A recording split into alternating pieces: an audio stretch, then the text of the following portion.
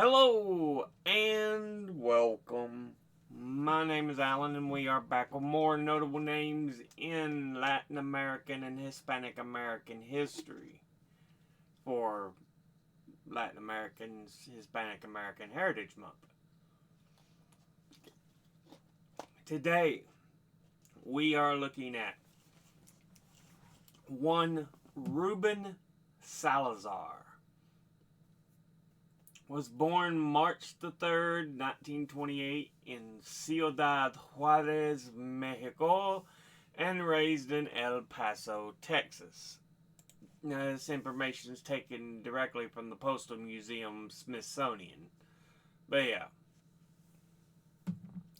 He was the first Mexican-American journalist to have a major voice in American mainstream media news, and had written for the El Paso Herald-Post and the Los Angeles Times. In 1964, he became a foreign correspondent, reporting from the Dominican Republic and South Vietnam prior to becoming chief of the Los Angeles Times Mexico City Bureau. In 1970, he became the news director for KMEX, a Spanish-language television station that served in the capacity until later the same year when he was killed while covering the National Chicano Moratorium March against the Vietnam War. His work presents a valuable view of the evolution of Mexican-American politics into the larger Chicano movement. From what I understand, Chicanos Mexicans, Mexican-American. But yeah. Now, we've got from Sonoma State University Library, a piece by Rupert Garcia from 1979. Salazar, born in 1928, was 8 months old when his parents moved from Ciudad Juarez, Mexico to El Paso. He would become a naturalized citizen, attending public schools and the University of Texas at El Paso, then known as Texas Western College. He received a bachelor's degree in journalism and began his journalism career at the El Paso Herald-Post, launching a career of many firsts for the mainstream press. He would be the first Latino reporter at the Post and crossed into the English language journalism. He became the first Latino foreign correspondent and the first Latino columnist, to name a few. In 1956 to 1957, he worked in Petaluma for the Santa Rosa Press Democrat. He moved on to the San Francisco News, and in 1959 accepted the opportunity to work for the Los Angeles Times. During his time there, he would be a foreign correspondent for Vietnam and the Dominican Republic, and the Times bureau chief in Mexico City. His coverage of the 1965 U.S. Marine intervention in the Dominican Republic received him high acclaim. And as a domestic reporter and columnist, his topics were also first: the inferior quality of education, unemployment, poor and restricted housing conditions, essentially the full range of problems facing Chicanos in Los Angeles. His reporting earned him a state medal award for best local news coverage in California. His account of the 1968 U.S. Commission on Civil Rights hearing in San Antonio, Texas, Stranger in One's Land, appeared as a commission publication in 1970 and was published for the purpose of stimulating public concern for the problems confronting Mexican Americans. One issue America has often had, if it isn't directly in front of them, a lot of people tend to care less. If you're not just like them, they tend to care less. It's just always been a part of American culture.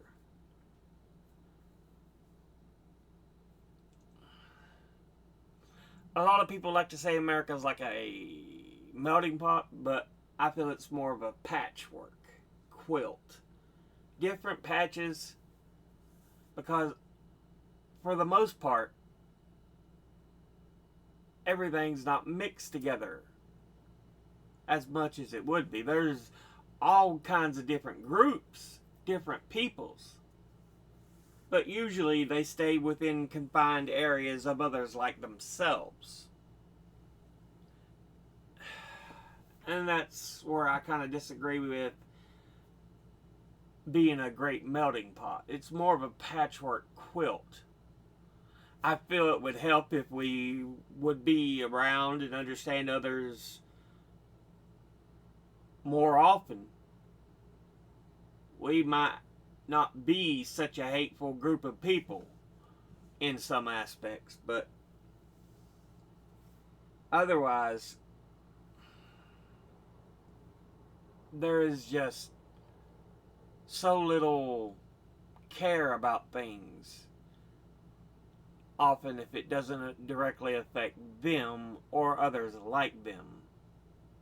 Usually racial, sometimes orientation. Hell, even gender-wise. But anyway. In 1970, Salazar was elected chairman of the Chicano Media Council as news director for KMEX, a Spanish-language TV station in Los Angeles, and was a weekly columnist on Chicano affairs for the Los Angeles Times. August 29, 1970. He was killed by a tear gas projectile fired by a Los Angeles Sheriff's Department deputy as he was seated outside a restaurant. He had been taking a break from his assignment covering the Chicano moratorium, an anti-Vietnam War demonstration in East Los Angeles. He was only 42. He was posthumously awarded the Robert F. Kennedy Journalism Award in 1971. In 1999, the California Chicano News Media Association established the annual Ruben Salazar Journalism Awards. They recognize work published or broadcast in California that exemplify journalistic excellence while contributing to a better understanding of Latinos. In March of '79, Sonoma State University named its library in honor of Ruben Salazar. In 2002, soon after the library moved into a new building, the Ruben Salazar Library building became Salazar Hall, and is now the home to administrative and educational functions, including the journalism laboratory. But yeah, Sonoma State University on Ruben Salazar.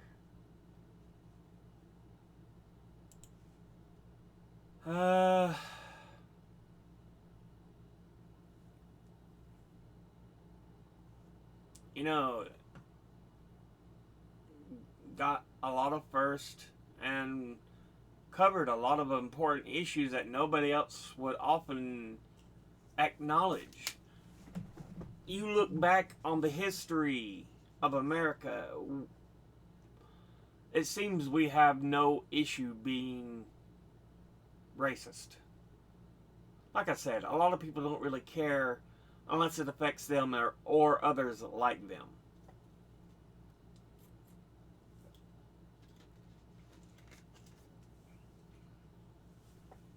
So yeah.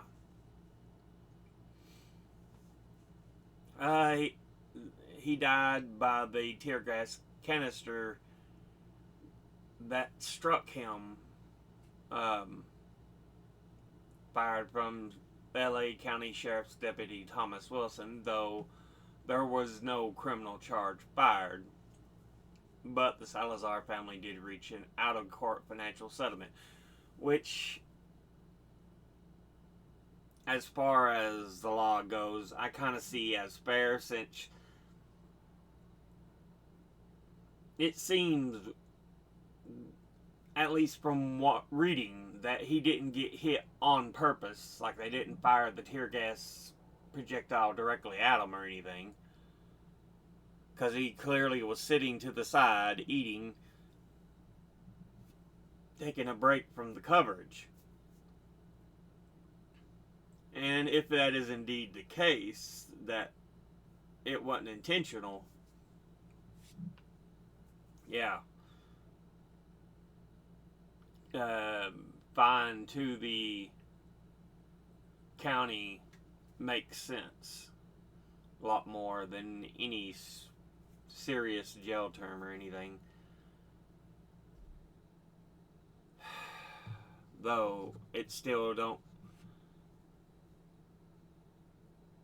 remedy the issue of the man taken away from family.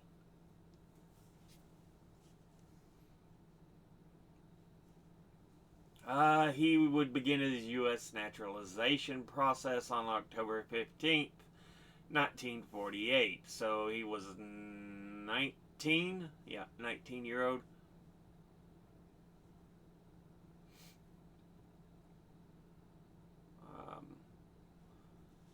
He submitted his application for a certificate of arrival and preliminary form for a declaration of intention of citizenship. He would serve in the U.S. Army for 2 years, attend Texas Western College, graduating in 1954 with a degree in journalism,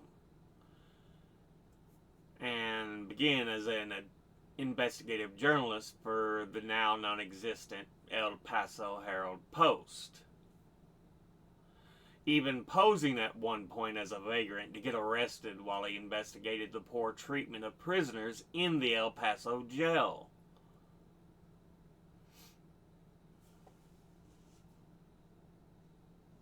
Let's see what else we got from Wikipedia.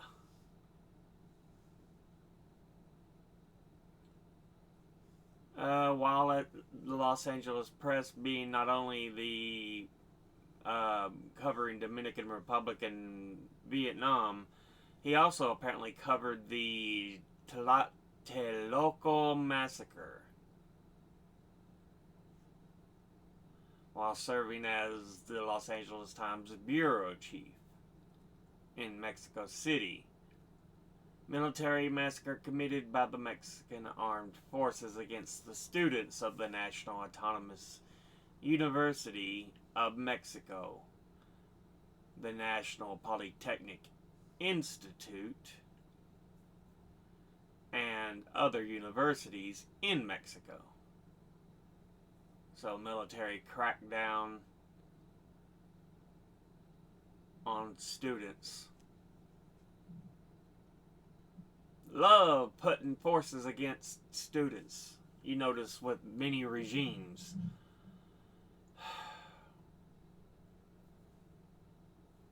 He would come back to the U.S. in 1968, focusing on the Mexican-American community and the Chicano movement, writing about East Los Angeles, an area largely ignored by the media except for coverage of crimes.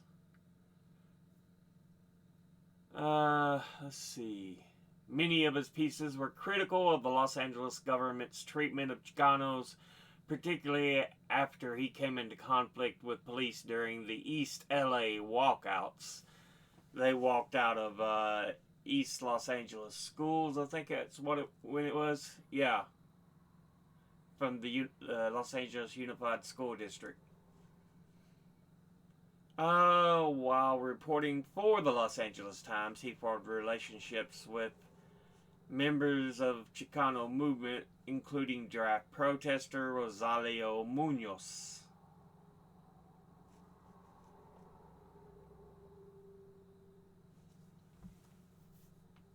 1970, he would leave the Times, becoming news director for the television station KMEX,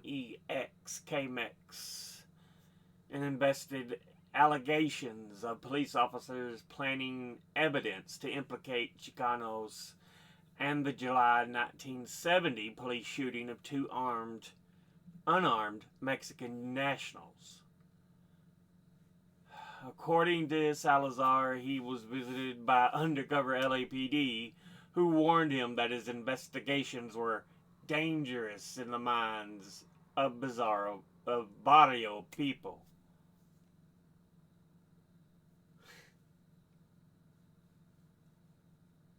I think it's just the Spanish word like for neighborhood, isn't it? Barrio, quarter, neighborhood, yeah.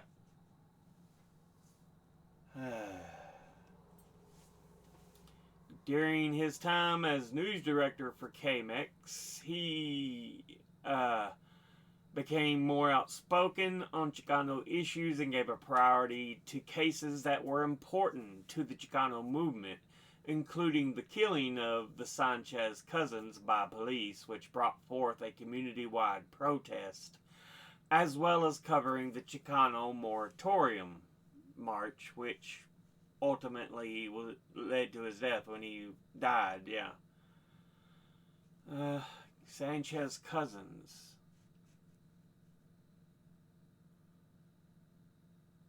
Deaths of Guillermo and Gildardo Sanchez.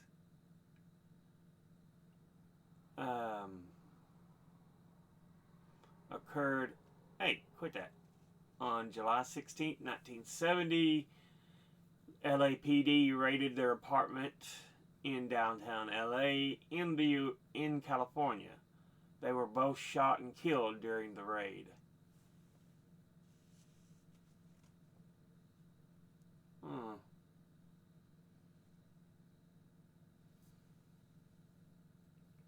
So he was putting a lot of Mexican American news in the forefront that other Los Angeles, California reporters just weren't reporting. He did this wherever he was, starting from El Paso, moving all the way over into California.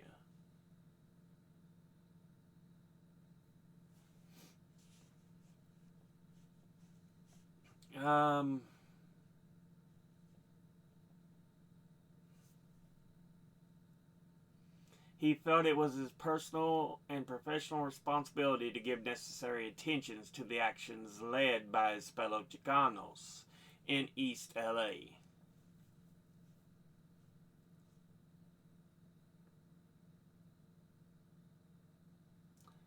In February of 1970, just 6 months prior to his death, he made his support for the Chicano movement particularly clear when he authored an article in the LA Times titled, "Who is a Chicano and what is it the Chicanos want?" Whoa.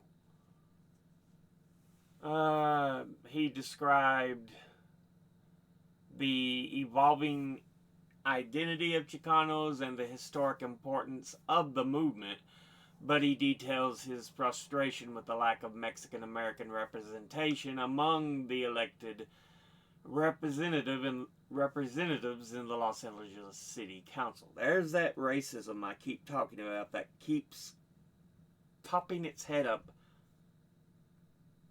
almost on cue, like the groundhog during Groundhog's Day.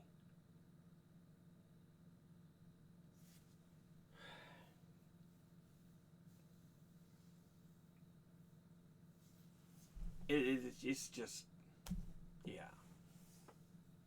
It seems ever present anymore. Mexican Americans, though large in numbers, were so politically impotent that in Los Angeles, where the country's largest single concentration of Spanish-speaking live, they have no one of their own on the city council. This in a city politically sophisticated enough to have 3 Negro councilmen, African American councilmen.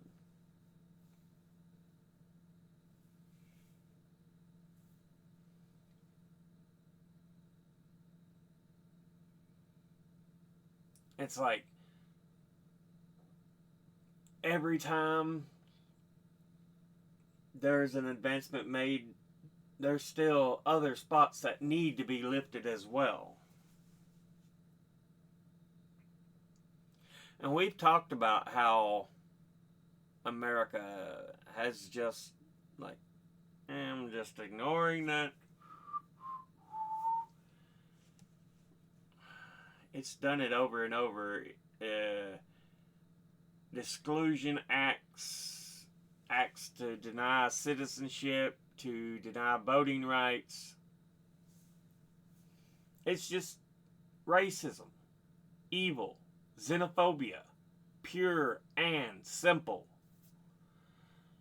He would become an FBI target and the subject of an FBI internal file. You notice people who just want equality and equal treatment, how they get targeted by the FBI. Martin Luther King Jr. is one of the prime ones I think of often. People against war. I think John Lennon had an FBI file because he was against the Vietnam War.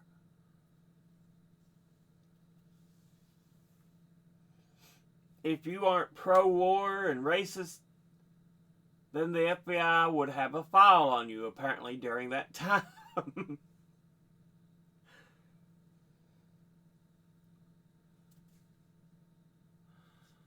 Oh, goodness.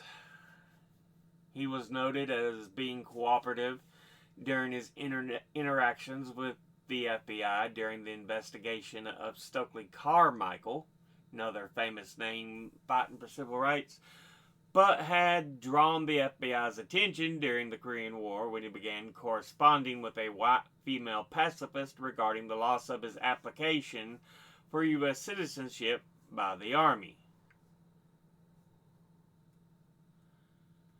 During his Carmichael interview, he is noted as saying that he could not be a witness to the speech that FBI was referencing as he was not present, to which he was then asked to obtain a video of the speech to present to the FBI. When Salazar accepted, he did so under the notion that he would publicize the fact that the FBI was looking for the tape. As they feared the civil unrest this could cause if publicized, the FBI rescinded their request. Due to the fact that the FBI and the LAPD correlated civil unrest with communism, seems a little too similar to today. And Salazar reported at many events where civil unrest occurred. He was viewed in his files as a communist, even though he didn't necessarily make any such insinuation.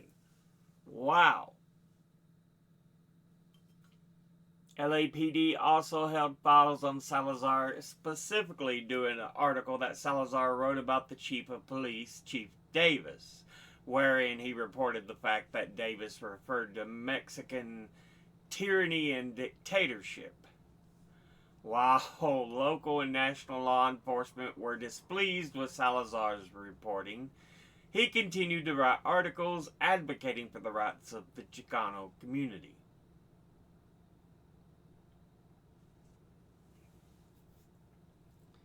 Yeah, and then we look at the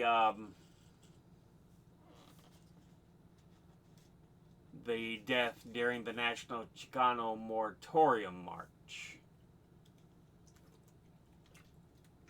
which was organized to protest the Vietnam War. Because some believe that a disproportionate number of Latinos served and were killed. The march ended with a rally that was broken up by the LA County Sheriff's Department using tear gas.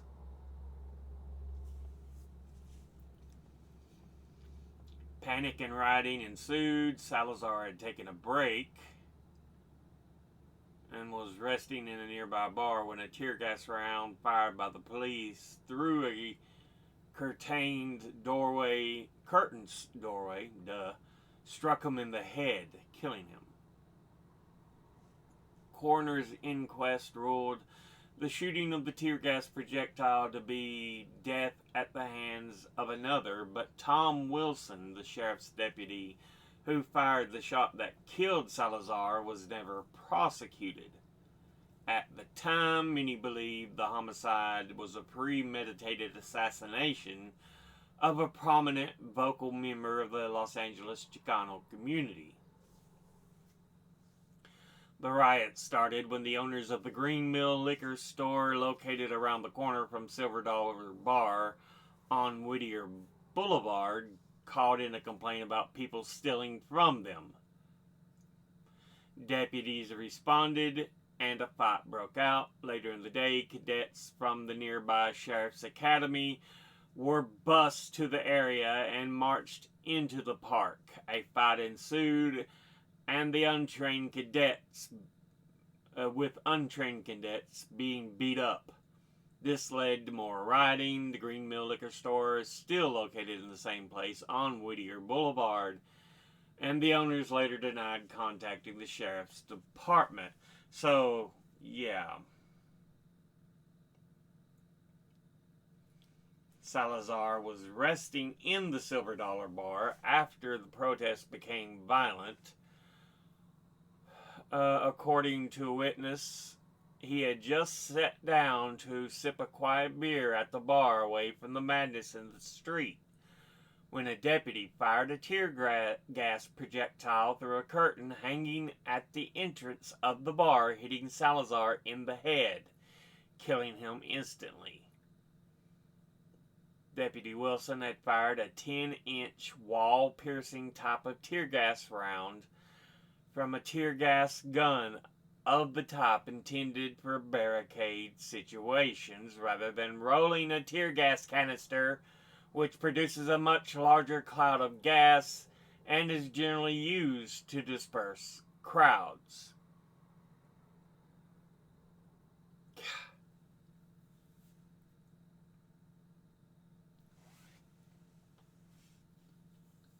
Really? You couldn't just... What reason was there to shoot through the curtain hanging at the entrance? What was the reason?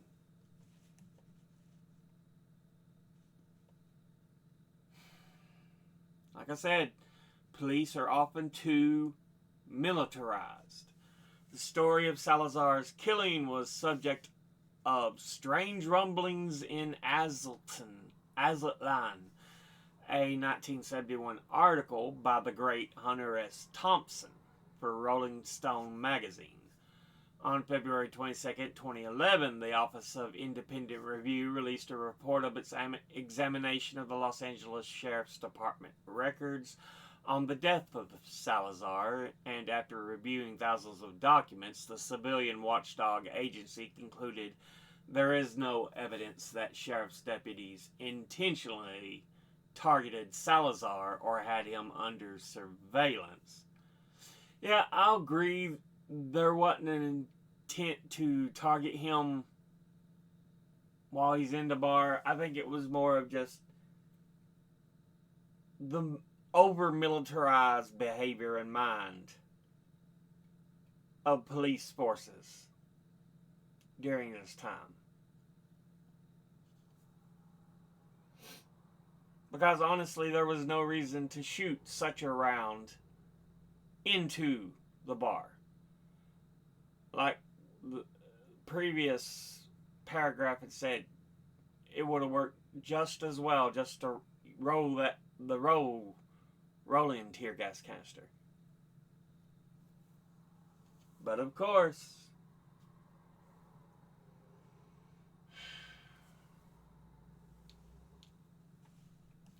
Deputy Wilson, after being identified as responsible for Salazar's death, stated that he did not know and, under the circumstances, was not concerned about what kind of tear gas projectile he fired.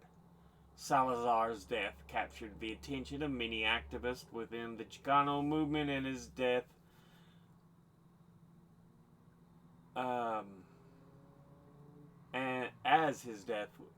occurred at the hands of those whom the movement believed were responsible for the marginalization of Chicano communities, police, law enforcement.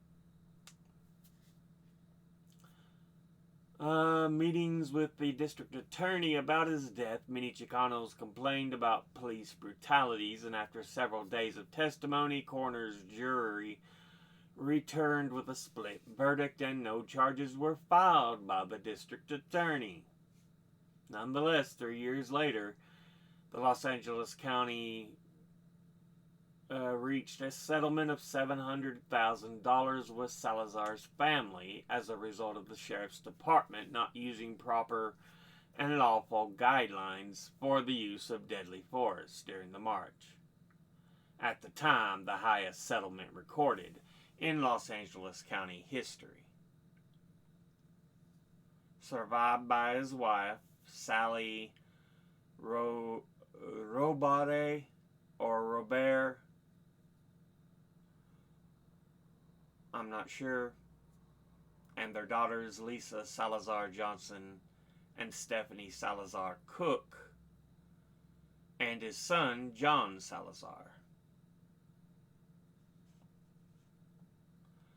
He has a plaque honoring him in the Globe lobby of the former LA Times building in downtown Los Angeles. A number of his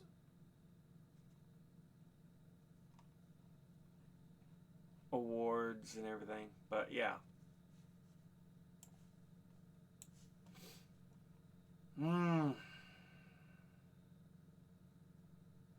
Ruben Salazar.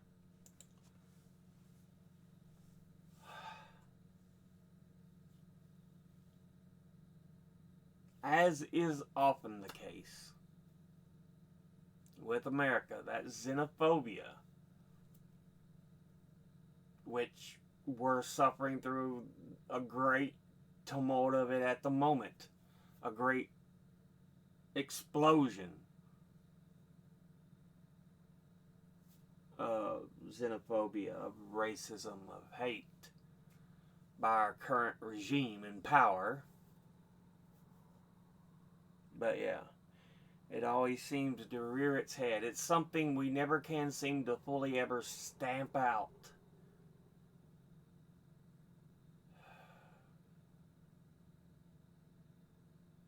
And it really does need to stop if we're going to advance to be a much better freaking society, a much better nation. But instead you have the voices of hate and evil, Stephen Miller, Donald Trump,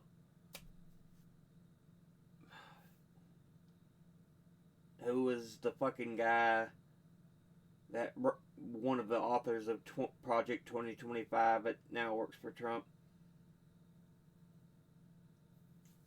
All these guys, evil, vile. They have no excuse.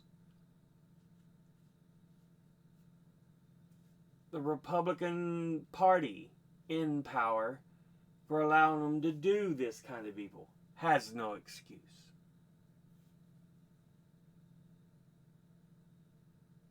It's unacceptable. Anyway, we'll go ahead and end this episode here. As always, educate thyself, think, read, study, learn. Someone tells you something you have trouble believing, ask them to cite their sources. I'll be putting my links and sources in the description box below the video. Thank you all for watching. I'll see you all in the next episode. Until then, later.